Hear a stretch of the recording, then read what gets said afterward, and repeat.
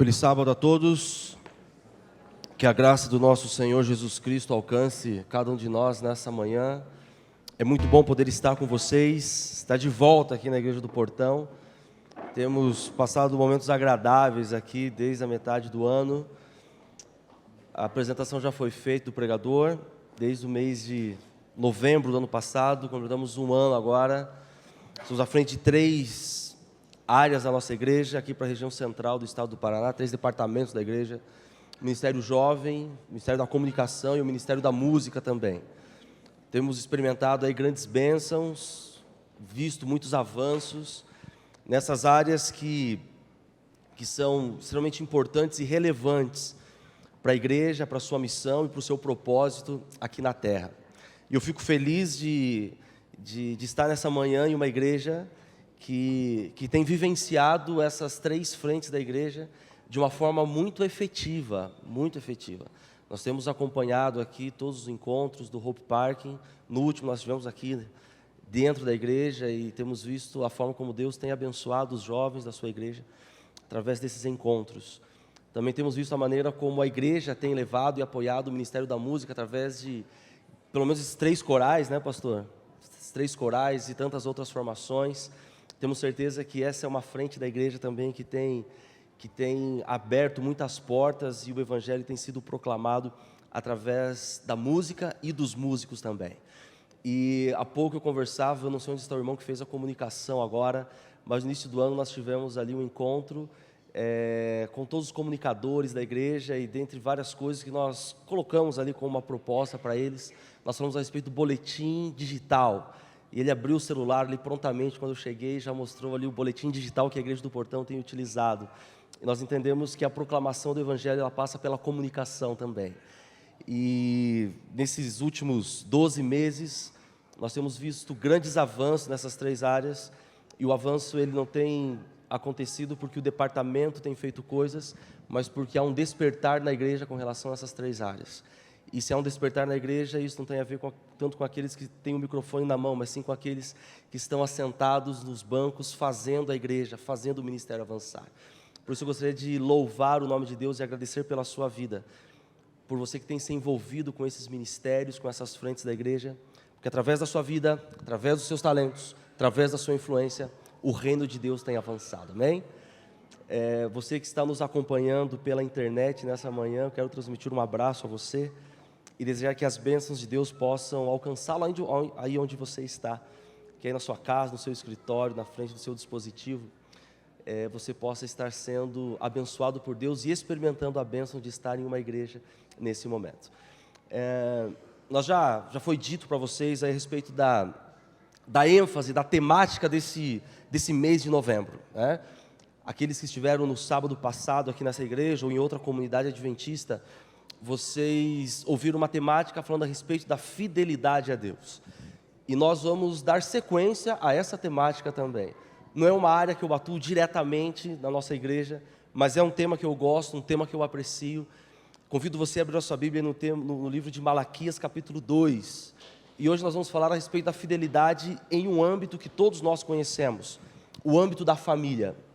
A propósito, esse final de semana, além de estar aqui com vocês, estou me dividindo em um encontro de casais com Cristo também. Minha esposa está lá desenvolvendo algumas palestras, algumas frentes, por isso não está comigo aqui nesse momento.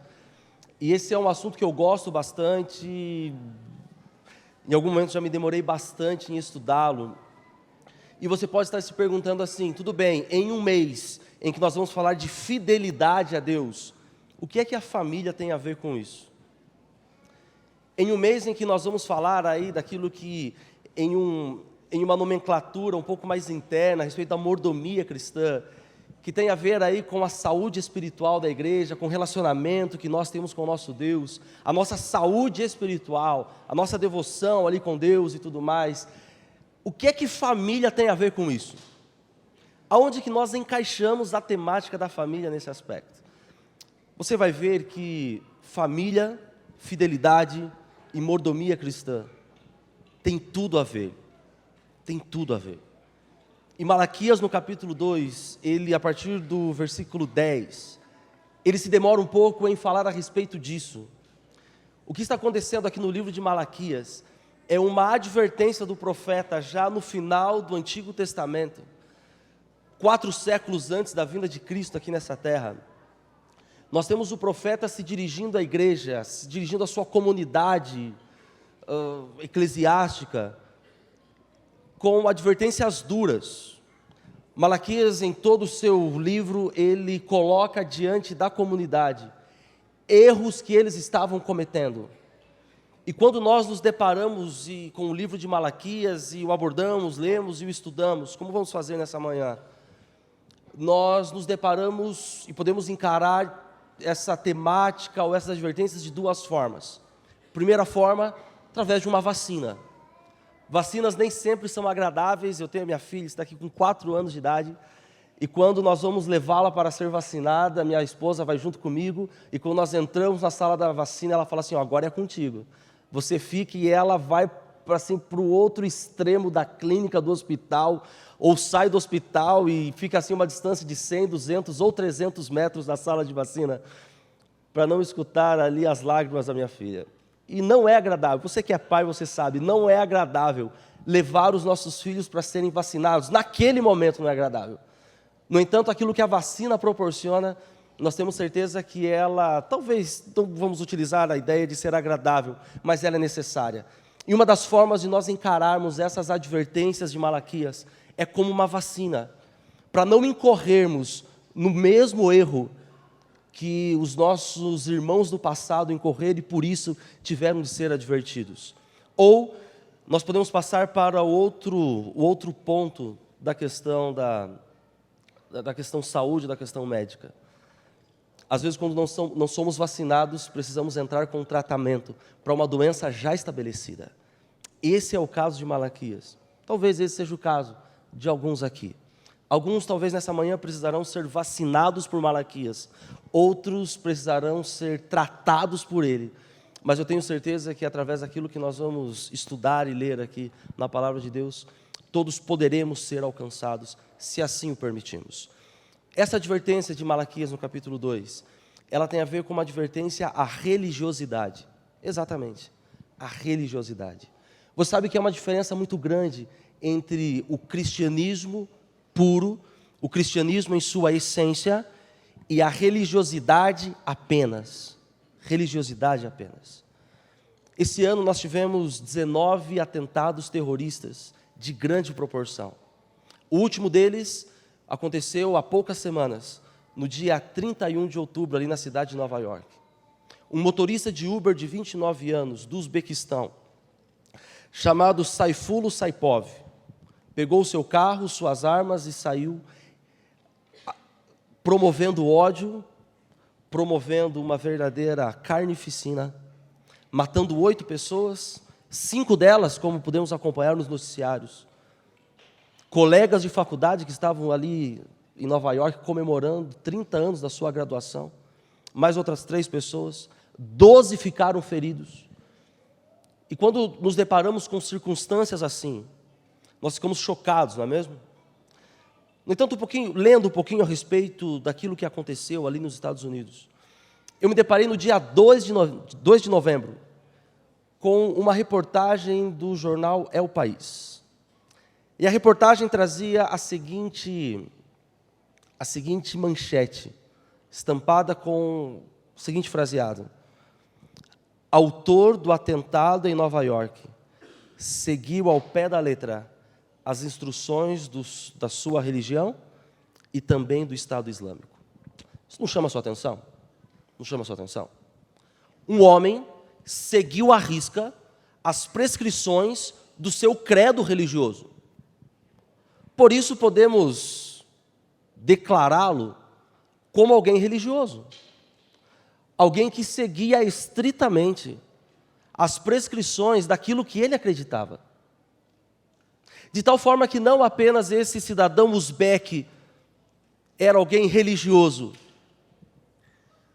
não apenas cristãos são religiosos, mas nós podemos acreditar que hindus são religiosos, muçulmanos, seja de uma acepção da religião um pouco menos agressiva, ou um xiita, são religiosos. Um espírita é religioso. Um judeu é religioso. Alguns autores acreditam até mesmo que ateus, principalmente aqueles ao estilo Stephen Dawkins e desse ramo, também são religiosos. De tal forma que o cristianismo por si só, ele precisa ser diferente desse tipo de religiosidade. E eu falo isso porque nós somos peritos em seguir a cartilha, em seguir a religião da cartilha. No entanto, quando eu me deparo com circunstâncias assim, e com aquilo que Malaquias nos fala em todo o seu livro, de uma forma especial aqui no capítulo 2, eu entendo que o meu cristianismo, ele não é uma religião do tipo que eu vivo apenas nas quatro paredes da igreja. Uma religião do tipo apenas dos dogmas da cartilha, do tipo eu faço isso, cheque, faço isso, cheque, faço isso, cheque. Não. O cristianismo ele precisa lançar braços sobre todos os aspectos da minha vida, influenciar todos os aspectos da minha vida. Nós temos a tendência de dividir a nossa vida como uma pizza, mas o cristianismo ele nos fala que Deus ele quer a pizza toda para si.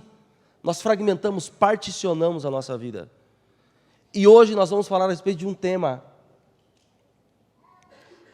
que tem a ver com esse cristianismo que precisa lançar braços em todos os aspectos da nossa vida. Um aspecto da nossa vida que nós precisamos ser fiéis, seguindo a cartilha de Cristo, permitindo que o cristianismo alcance esse aspecto também. Vamos ao texto? Malaquias capítulo 2, versículo 10, a palavra diz assim: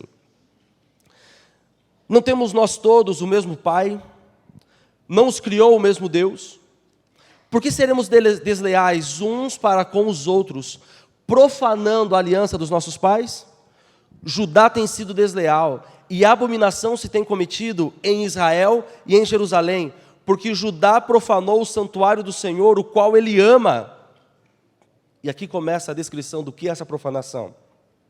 O que é esse atentado contra Deus? Ele diz assim: ele se casou com uma adoradora de um Deus estranho. O Senhor eliminará das tendas de Jacó o homem que fizer tal qual seja quem for, e o apresenta ofertas ao Senhor dos Exércitos. Versículo 13.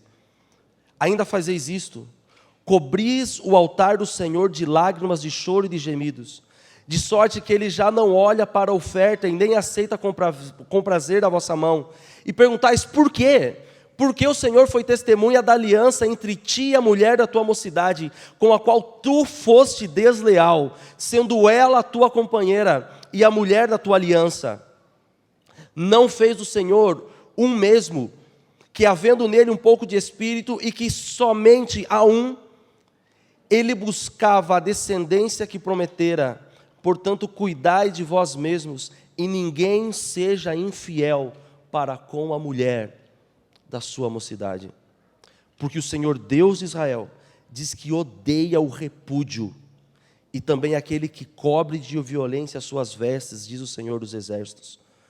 Portanto, cuidai de vós mesmos, para que não sejais infiéis. O que é que nós temos aqui? Primeira coisa, em uma análise superficial do texto, apenas com essa leitura, já podemos ter ideia de que esse é um texto duro, não é mesmo? Dura repreensão. Quais são os aspectos que nós temos aqui no texto? Eu vou destacar 4 aspectos aqui de uma forma muito rápida. Primeiro aspecto, Malaquias se dirige por 2 vezes nessa sessão, ele utiliza a expressão, cuidai de vós mesmos. Cuidai de vós mesmos.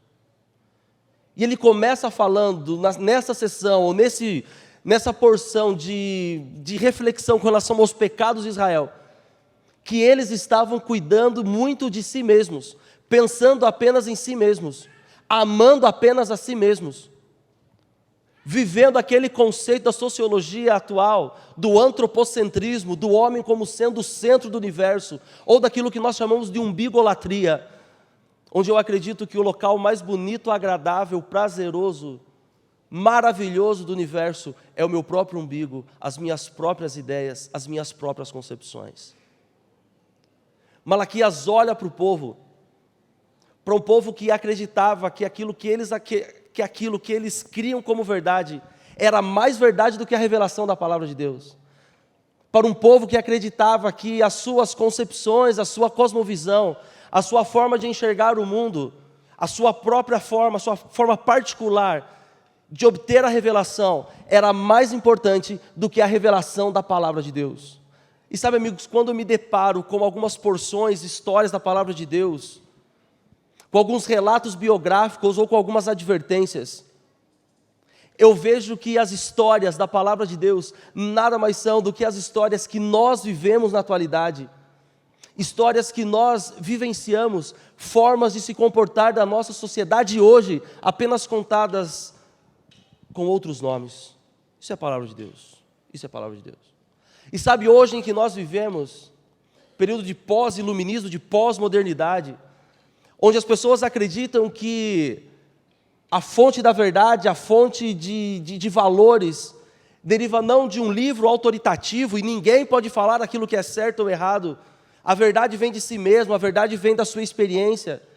Eu vejo que essa mesma forma de pensar é a forma que Malaquias estava advertindo o povo daquela época, onde ele falava assim: olha, vocês cuidam apenas de vocês mesmos, pensam apenas em vocês mesmos, têm os seus valores apenas em si mesmos, quando na realidade nós temos uma fonte autoritativa e um Deus que se revela de diversas formas e nos mostra aquilo que é certo e aquilo que é errado.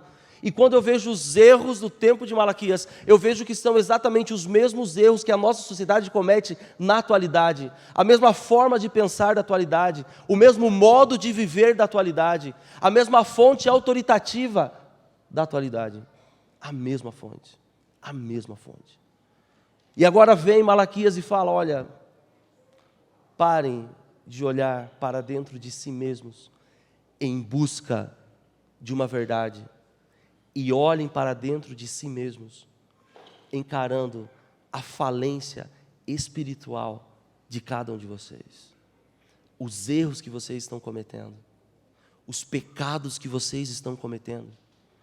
E aqui ele começa uma sessão de pecados relacionados à questão da família. Do versículo 12 até o final, até o versículo 15, Malaquias ele fala a respeito do que o Senhor espera da família e como as pessoas elas estavam vivendo a família. Por exemplo, no versículo 14 ele fala a respeito dos limites da aliança conjugal. Quais são esses limites? Primeiro, uma aliança heterossexual. Esse é o limite da relação conjugal, o primeiro limite. Um princípio que deve reger o matrimônio em todos os lugares, em todos os tempos e em todas as épocas. Esse é um limite. O homem e a mulher, é isso que ele fala. É interessante que ele remete ao relato de Gênesis capítulo 2, versículo 24. Ao falar o homem e a mulher. Esse é o plano de Deus. Esse é o plano de Deus para a família. Esse é o plano de Deus para o matrimônio.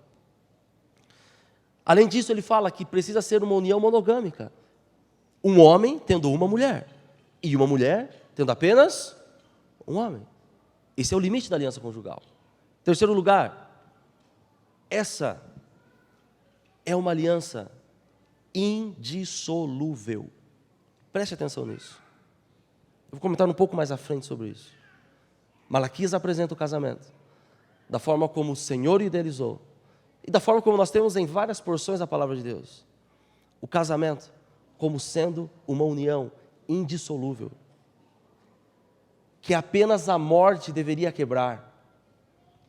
No entanto, o que nós vemos na atualidade não é isso, e você sabe que não é isso. Vivemos em um dos países do mundo com a maior taxa de separações e divórcios. E talvez uma das nossas grandes tragédias seja replicar não apenas o comportamento, mas aquilo que vem antes do comportamento.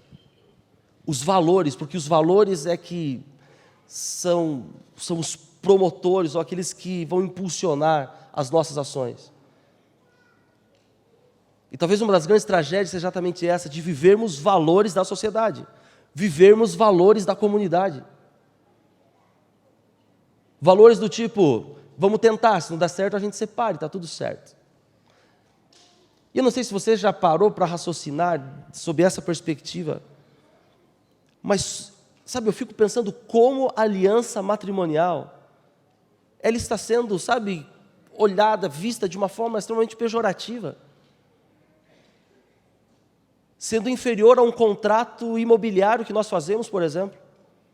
Muitas pessoas têm medo de quebrar um contrato imobiliário, mas não têm medo de quebrar a sua aliança matrimonial. Muitas vezes somos tentados a viver um cristianismo do tipo copo d'água. Sabe, existe uma diferença gritante entre o copo d'água e um cubo de gelo. Eu não sei se tem algum professor de química aqui. Tem algum professor de química aqui ou não?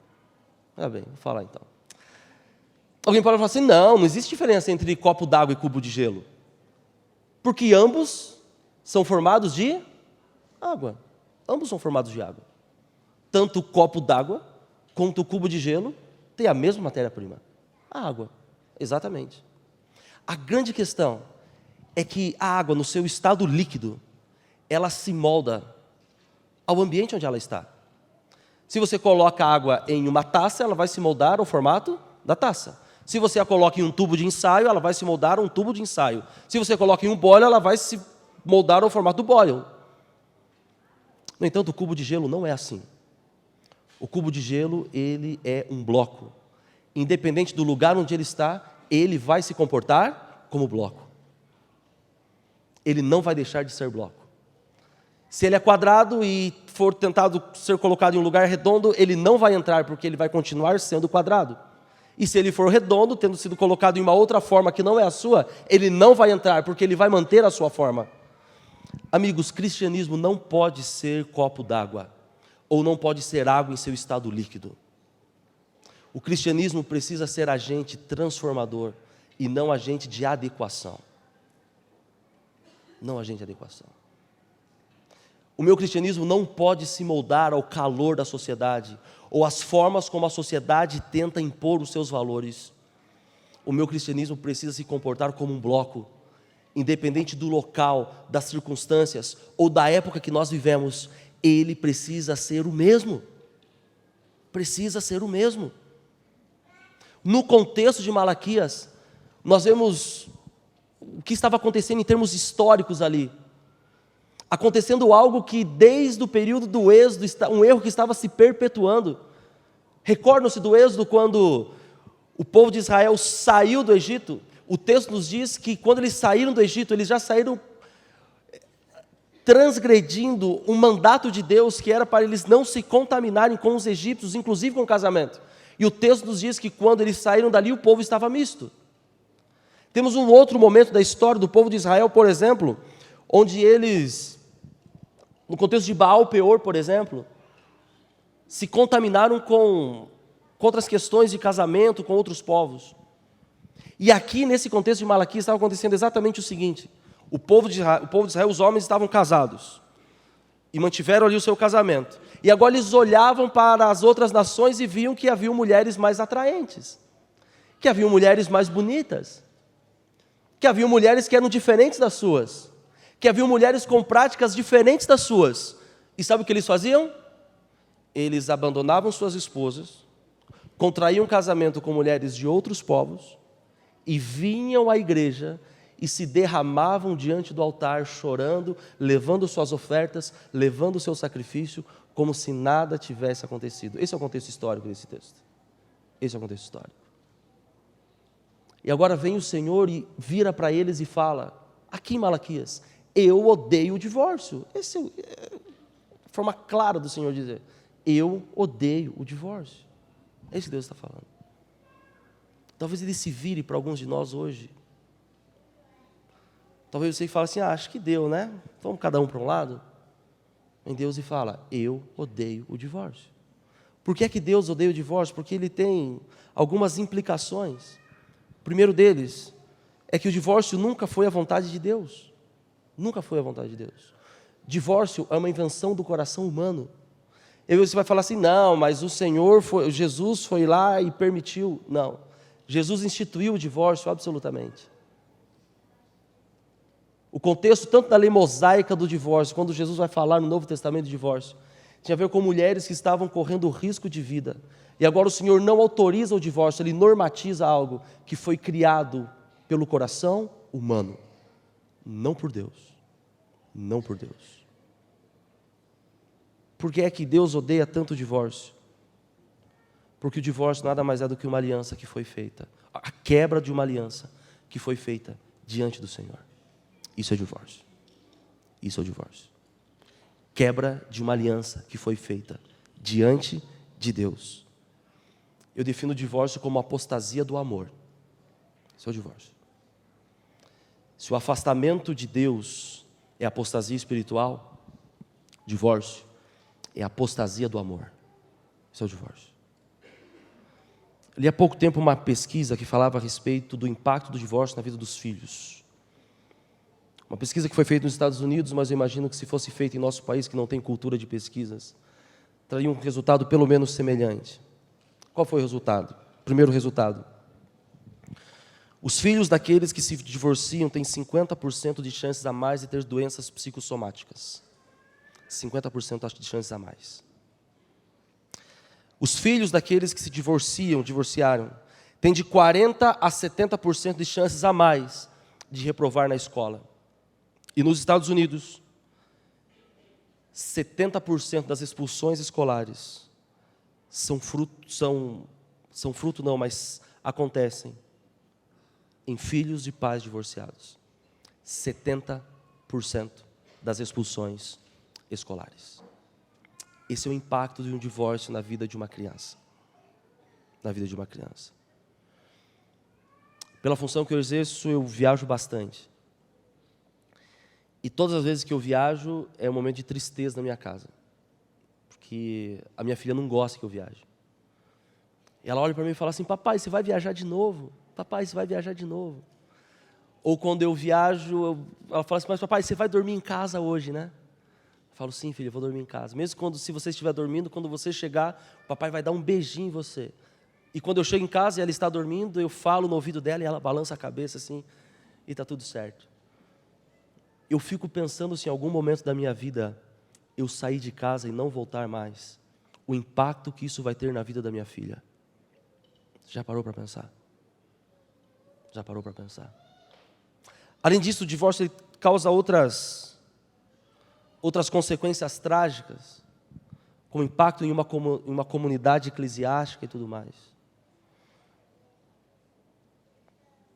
O casamento, ele é algo tão sagrado, que Deus o utiliza para, de uma forma metafórica, falar do relacionamento que Ele quer ter com a gente. Que Ele quer ter com a gente. Isso é o casamento. Isso é o casamento. E é isso que Malaquias tenta trazer à mente do povo. Uma outra dificuldade que eles estavam vivenciando era a dificuldade da hipocrisia. Por que a dificuldade da hipocrisia?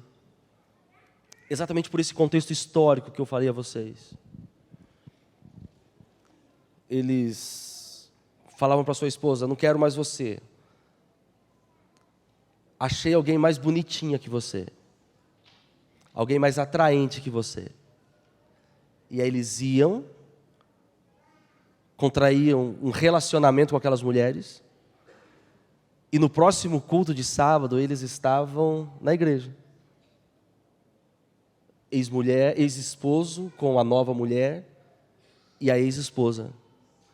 E no momento alto do culto eles vinham à frente no altar, colocar ali as suas ofertas, se derramar diante do altar. Quando não tocava, eles levantavam as mãos. Quando o apelo era feito, eles vinham à frente. Viviam a sua vida espiritual como se não houvesse uma falência espiritual. E uma evidência de que eles negavam essa sua condição espiritual é que, se você ler lá em Neemias capítulo 9, capítulo 10, você vai ver que Neemias ele dá uma advertência direta para o povo que estava vivendo essa circunstância. Neemias lá no capítulo 9, no capítulo 10, ele fala o seguinte: abandonem as pagãs e voltem a sua esposa, volte a esposa da sua mocidade.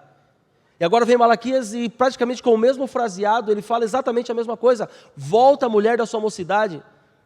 No entanto, eles ignoravam os apelos divinos, ignoravam a orientação divina e vinham à igreja viver uma vida espiritual que eles simplesmente não tinham. Simplesmente não tinham. choravam e se derramavam diante do altar, como lágrimas de crocodilo. Você já ouviu essa expressão alguma vez na sua vida, né? Lágrimas de crocodilo. Qual é a ideia de lágrimas de crocodilo? Um crocodilo, para atrair a sua presa, ele chora e pranteia, e faz um barulho que os animais ao seu redor talvez se sintam um pouco comovidos e se aproximam do crocodilo. E quando eles estão próximos do crocodilo, sabe o que ele faz? Ele abate a presa. E quando ele está comendo, ele continua chorando, porque as suas glândulas salivares estão perto das suas glândulas lacrimais. E quando uma é ativada, a outra também é. E agora ele está passando por um momento maravilhoso, que eu não sei se você aprecia, mas eu aprecio muito, que é o momento de comer. E ele está desfrutando daquela comida maravilhosa e está chorando. Qual a ideia de lágrimas de crocodilo? Lágrimas que não refletem uma realidade. O cristianismo de muitas pessoas, ao analisar a perspectiva familiar, é cristianismo do tipo lágrimas de crocodilo. Por quê? Qual a advertência de Malaquias? Alguém que em questões familiares estava falido e vinha à igreja e participava de todas as ações litúrgicas, todos os rituais daquela comunidade eclesiástica, mas estava experimentando em seu lar uma verdadeira falência. Uma verdadeira falência. O que é isso? Isso é religião. Lágrimas de crocodilo. Lágrimas de crocodilo. Por que uma mensagem tão dura de Malaquias? Ele fala nos versículos 15 e 16. A mensagem de Malaquias ela é tão dura por um motivo. Porque Malaquias ele se vira para a nação e fala assim: gente, vocês não atentaram ainda para o fato de que é através desse povo que o Messias vai nascer? Vocês ainda não se ligaram que é da nossa nação, desse povo, que o Salvador do mundo virá? E através dele a salvação vai ser uma realidade para todo mundo? Vocês não entenderam que Deus ele elegeu esse povo, não porque nós somos melhores ou mais espirituais que os outros, mas porque é através desse povo que a salvação vai chegar a todo mundo? Vocês não entenderam que nós não podemos frustrar os planos de Deus para esse povo? Que tudo aquilo que pode impedir o Messias de chegar e ser o Salvador do mundo precisa ser removido? Vocês não entenderam, diz Malaquias, que nós não podemos estragar os planos de Deus, porque é através desse povo que a salvação chegará ao mundo? Esse é o apelo de Malaquias quando ele termina essa sessão, ao falar a respeito da fidelidade no contexto familiar. Você não acha que essa mensagem é própria para a gente? Você não acha? Eu acho. Eu acho. Porque aquilo que Israel foi nos tempos do Antigo Testamento, nós somos no tempo do Novo Testamento. Aquilo que Israel foi antes da vinda da primeira vinda de Cristo, nós somos no contexto da segunda vinda de Cristo. Nós somos. E o que Malaquias adverte o povo é que eles não poderiam estragar como povo os planos de Deus para o mundo todo. Por isso precisavam ter uma vida ilibada, uma família santificada e práticas que não fossem depor contra o Evangelho. E é exatamente por isso, amigos, que essa mensagem é tão relevante hoje. Porque o povo que está anunciando a segunda vinda de Cristo é esse. O movimento escolhido é esse. O tempo é esse. E o Senhor nos adverte sobre a seguinte perspectiva: não sejamos nós aqueles que frustrarão os planos de Deus para esse mundo. Eles tinham uma mensagem, o povo de Israel tinha a mensagem, mas havia uma dicotomia entre mensagem e mensageiro. As duas coisas não fechavam. E essa advertência de Deus para nós, hoje, não pode haver dicotomia, separação entre mensagem e mensageiro. Não pode haver. Não pode haver contradição entre aquilo que eu prego e aquilo que eu vivo. Não pode haver. Porque assim como Malaquias, ou assim como os tempos de Malaquias, os tempos que nós vivemos são solenes. São solenes. Vivemos o limiar da história da humanidade. E Deus escolheu esse povo para falar isso. O plano é perfeito, desde que não o estraguemos, desde que não o frustremos. E somos tentados e podemos fazer isso de diversas formas, inclusive sob a perspectiva familiar. Familiar. Para encerrar, a história grega nos fala, greco-romana, nos fala a respeito da história de Júlio César e de sua esposa Pompeia. Como todos os Césares, Júlio César viajava bastante em campanhas militares. E acontecia de sempre vir algum murmúrio de traição entre uma ou outra parte. Acontece que Pompeia era uma mulher muito fiel, zelosa pelo seu casamento, pela sua família e tudo mais. Em uma das viagens de Júlio César, ela decidiu dar uma festa apenas para as mulheres. E havia um dos nobres daquela época chamado Cláudio, que era apaixonado por Pompeia. Nessa festa, Cláudio viu a sua oportunidade de ter algum momento de encontro com Pompeia. Ele então se veste de mulher, entra na festa, e vocês devem imaginar que por razões óbvias ele logo foi descoberto. No site Ego de então, a capa era a seguinte: adultério na corte. Pompeia e Cláudio são descobertos. A revista Tititi, então, falava a respeito de traição e tudo mais. E logo os dois foram chamados para depor diante do Senado romano para saber qual seria a pena, que poderia, inclusive, ser pena capital, pena de morte. Quando os depoimentos foram dados, o que realmente ia importar era a palavra de Júlio César. E agora César entra e fala assim: eu inocento a minha esposa, eu confio nela, foi um engano, os dois podem ir para casa. Ela fica feliz da vida, e quando ela chega em casa e vai abrir a porta do castelo, sabe o que o Júlio César fala? Aqui você não entra nunca mais, nunca mais. Por quê? Ele simplesmente fecha a porta e isola Pompeia em uma casa que ficava ao lado do palácio.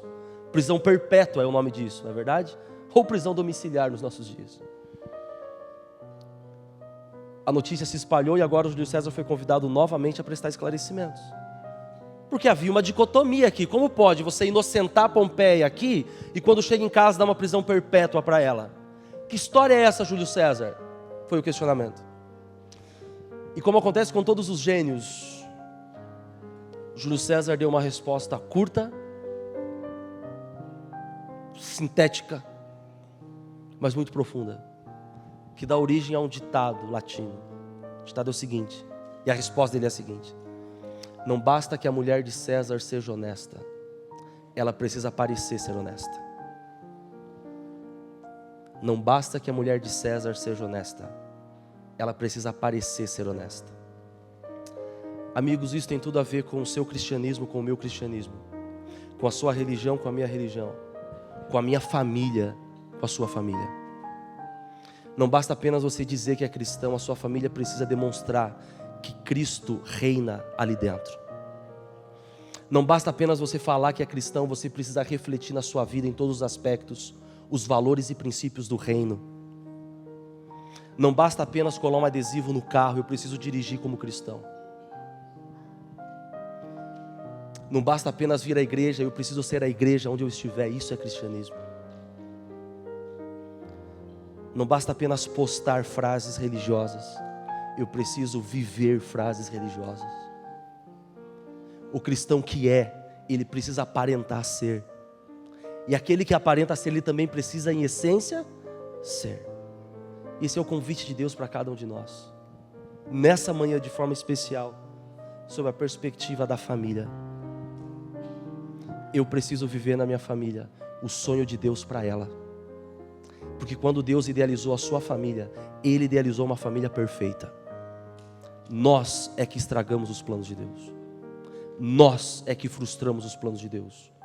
Mas Deus, Ele tem poder e Ele quer fazer da sua família uma família perfeita. Uma família como Ele sonhou. Uma família como Ele quer que seja. Esse é o convite de Deus para você nessa manhã. Viver a fidelidade no contexto da família. Viver a santidade do matrimônio no Senhor. Viver uma família na presença de Deus. Esse é o convite de Deus para todos nós. O coral vai cantar mais uma música agora. Eu quero convidar você, enquanto eles cantam, não quero que você venha aqui à frente, fique em pé, nada disso. Quero que você, enquanto eles cantam, faça duas coisas. Em primeiro lugar, coloque a sua família diante do Senhor. Coloque o seu matrimônio diante do Senhor. Coloque os seus filhos e os valores e princípios que precisam nortear a sua família diante do Senhor. Em segundo lugar, se você tem sido infiel em algum aspecto da família, hoje é dia de iniciar o tratamento. Hoje é dia de iniciar o tratamento. Hoje é dia de buscar perdão, reabilitação. Hoje é dia de começar a ter a sua dignidade restaurada, restabelecida. Permitir que o Senhor seja o centro da sua família. Enquanto eles cantam, você pode orar você sozinho. Talvez você e sua esposa, você e os seus filhos, não importa. Mas aproveite esse momento para colocar aquilo que você tem de mais importante na vida diante do Senhor, que é a sua família. Que Deus te abençoe.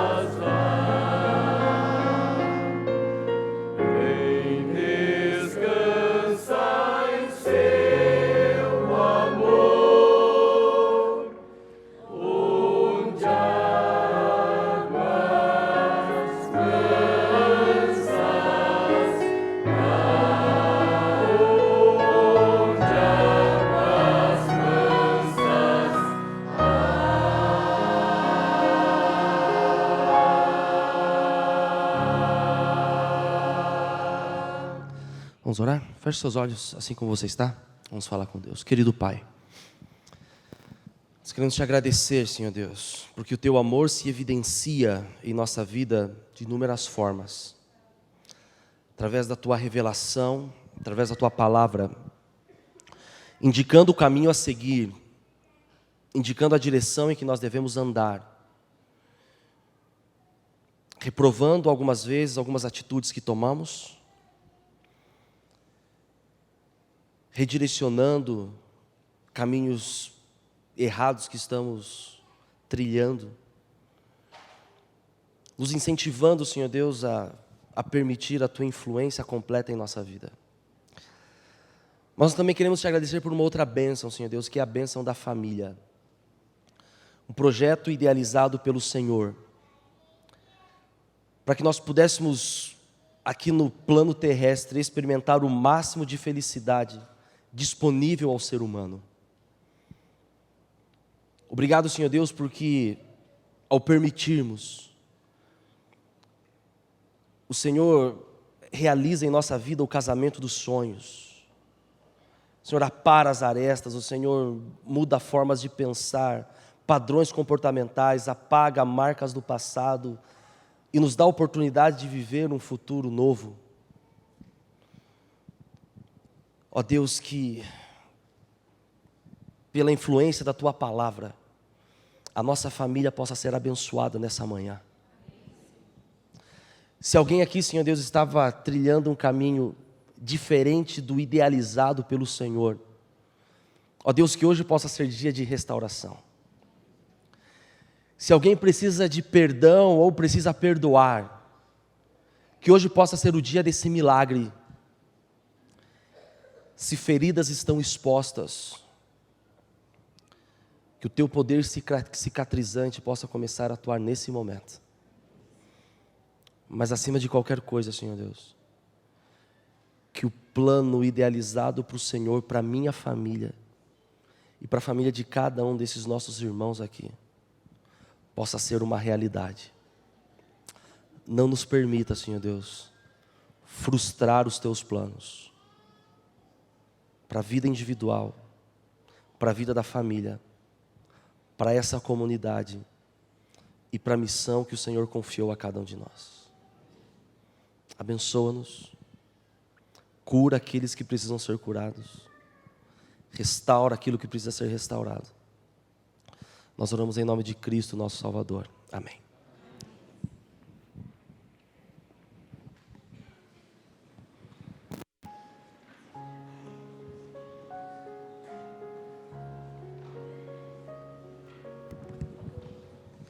Queremos agradecer a sua presença, em especial aos nossos amigos, e queremos convidá-los para participar do segundo momento, que é a reunião em pequenos grupos na Escola Sabatina.